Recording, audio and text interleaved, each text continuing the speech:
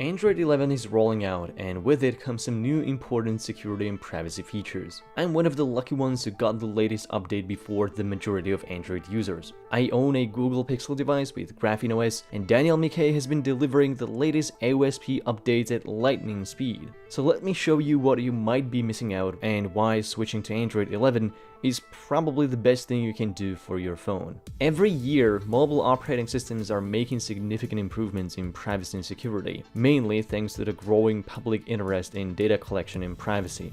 Android's progress is arguably the most important one out of all platforms because it's by far the most popular and accessible operating system on the planet. Because it's essentially free and open source software, Android is literally transforming the lives of billions of people on a global scale and at virtually no monetary cost outside of paying for hardware. And that's on top of the fact how integrated mobile devices are in the lives of those billions. At such point, security is of the utmost priority, which is why it is so important to see Android security improve significantly with every new release, and Android 11 is no exception. Security is probably the biggest reason why you should always go for a device with the longest support for system updates. The good news is that with the Project Mainline, Google is expanding its support for critical security updates to all Android 11 devices with Google Play services. Project Mainline was first introduced in Android 10, and with this year's release, the project added new modules. Google can thus remotely patch your phone without waiting for whoever your phone manufacturer is to ship critical security updates to your device.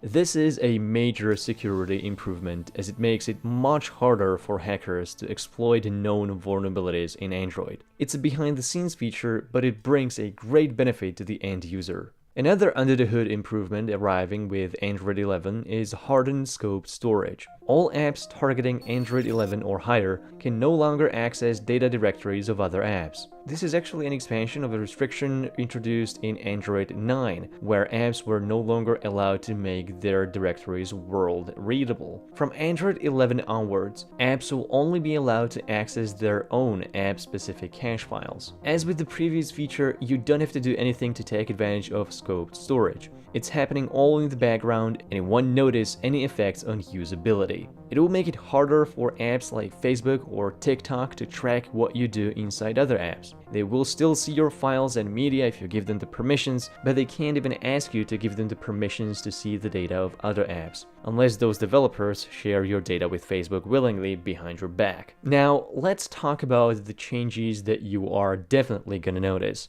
The biggest change arrives for granting apps permissions to access your location, microphone, and camera. The permission dialog will give you three options: to allow access while using the app, only this time, and deny. Allowing access while using the app means your location, cam, or mic will only be accessed while the app you're using it is in the foreground. As soon as you move away from the app, the permission will be paused. Even if an app running in the background starts a foreground service, it cannot access your mic or camera, and it can only access your location if you specifically granted this app background location access. In Android 11, granting background location access will require an additional permission request, which will prompt you to go to the settings and give permission using the permission manager.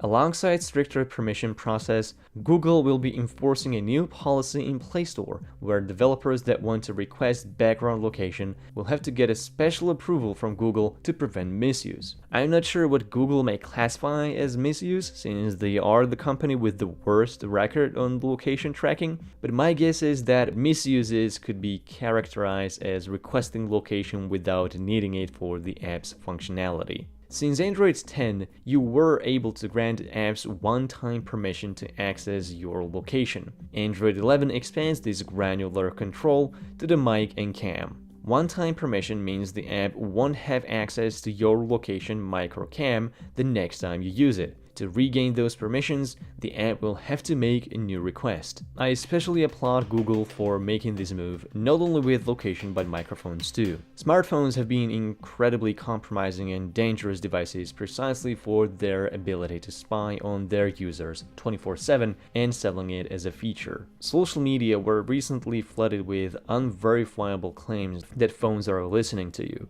Whether that's true or not and to what extent is a matter of history now, thanks to the new permission restricting microphone use to one-time or runtime only. Mr. Zuckerman, you're done here. Denying permissions have been long present on Android, but with this year's release, if you deny permission twice, it will take the effect of deny and don't ask again, and the app will not be allowed to prompt a permission request anymore. All of these permission improvements are very welcome because they mitigate the tactics of dark patterns often employed by developers to trick users into accepting more than is necessary for the apps to run. For example, Android first introduced a reminder of a background location usage, and apparently 75% of users decided to downgrade this permission. What's interesting about this isn't just that people don't like to be creeped upon, but also denying background location access had no effect on user experience. It uncovers the industry-wide practice of collecting as much data as possible, not because they need it, but because they can. I actually had an interesting discussion about this very issue with a co-founder of Safing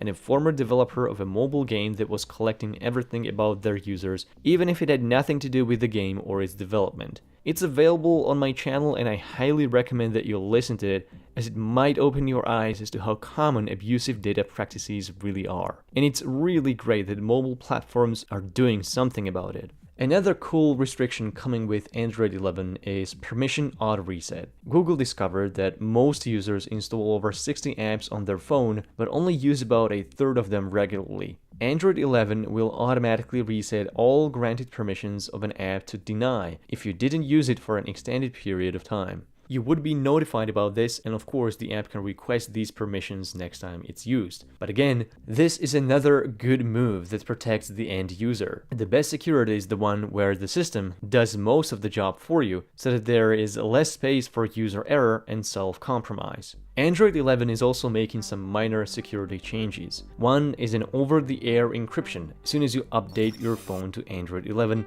in case it wasn't already encrypted. To me, it signals a newly emerging approach in cybersecurity, where most of the thinking is done by the experts in the field instead of laying that burden on the shoulders of uninformed users. Another example of this approach is Signal, where the app developers take the foolproof approach and make end-to-end encryption immune to user error rather than relying on the old standard of manually exchanging PGP keys with your contact. Google has made a similar push with biometric security. Developers of apps that want to take advantage of fingerprint or face unlock will have to specify their use, and if the device's protocol isn't secure enough, developers won't be allowed to use it for sensitive features, such as authenticating mobile payments. A lot of smartphone vendors have pushed face or fingerprint unlock on their phones that are fast, convenient, and easy to use, but also incredibly insecure. The vast majority of unlocking tech using biometrics on phones, including Apple Touch ID and not just Android phones, is incredibly insecure and can be cracked in minutes. So it's good to see that security experts at Google are doing the thinking for literally the rest of the world and not allowing people to compromise their bank accounts with horrible face unlock technology.